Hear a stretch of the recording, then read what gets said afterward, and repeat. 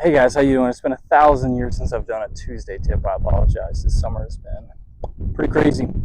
More time for that in the winter, but I'm seeing something a lot lately with my students' inability maybe to incorporate whatever swing change we're trying to make real quickly, right? So we've talked about 32 ball drill, and that's a great way to incorporate a mechanical change in your golf swing very quickly.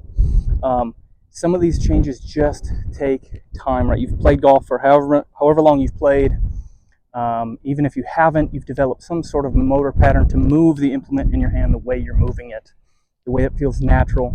Sometimes when you change something mechanically in a swing, it just takes a million reps, okay? But here's one way that on the practice range you can start to incorporate that change sooner. And you've seen this before in your game, you've seen it in other people's game, where they'll take a practice swing and their practice swings look incredible, right? I mean, it's like smooth, mechanically no issues getting to the moves they're trying to get to. So for instance, I was working on a path change with a student of mine who was really lifty, really droppy out over the top, 8 to 10 degrees out to in pretty consistently. And in the practice swing, I'll show you down the line here, had no problem in the practice swing going from their normal move like this to when they had a practice swing, getting that club down behind them and working down the target line better, even like a 2-3 degree into out path. And then you get up to the golf ball, you make a couple of practice swings, you get up to the golf ball, and all of a sudden there's this paralysis that happens, or this tension that builds. You set up to the golf ball like this, and just in that second it takes you to move from practice swings to the ball. Tension builds, things change, you feel like it's impossible because you're trying to move a ball to a target while making a change. Remember, the focus is on the swing change, not on the result. So sometimes I'll have golfers in the middle of a swing change, even if we're in the outdoor season, just hit a foam ball so they can't feel the contact, whether it was thin or toey or heely. It always feels solid because it's foam. You can't really get the feedback into a net, so they can't actually see it fly. That way they're getting used to hitting a target to a target and making that change without the fear of, did it get there? Was it a good shot or not? Anytime you're hitting balls on the range, there's always that, like, there are people out here watching, I don't want to mess up, right? So there's that in the back of your mind, which makes it really difficult to move from great practice swings into a golf shot. So what I want you to do is create some rhythm. Whatever the change is, I'm going to use that path change as an example, but maybe it's shaft lean, right? Or maybe it's higher rotation through impact, not flipping it, whatever the change is. Do your practice swings, exaggerating it, feeling the change.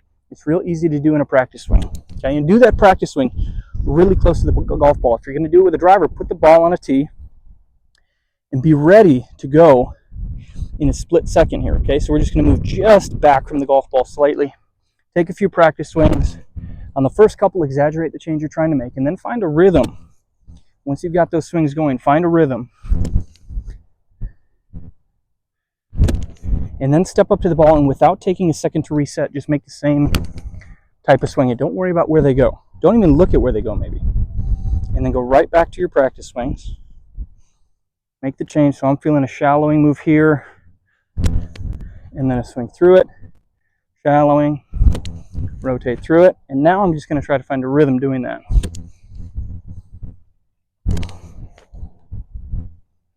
Okay, and then I'm going to step up to the golf ball, and don't give yourself enough time to think about the move, or you get to the ball and you go, wait, where am I going again? Step right into it. Create a rhythm here.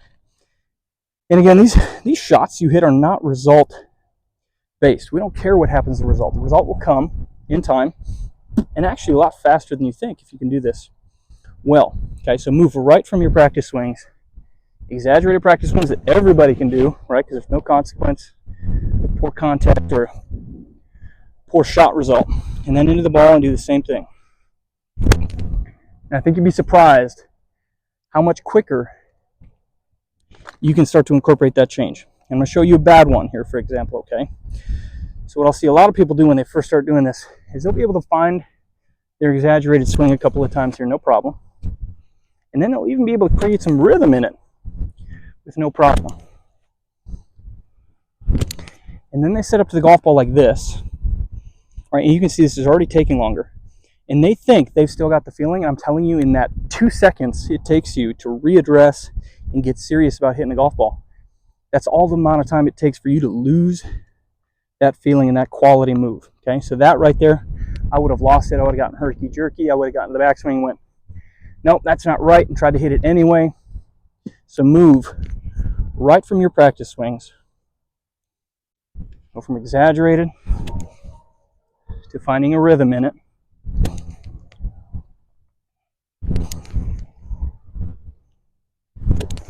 Right up to the ball. Don't waste time.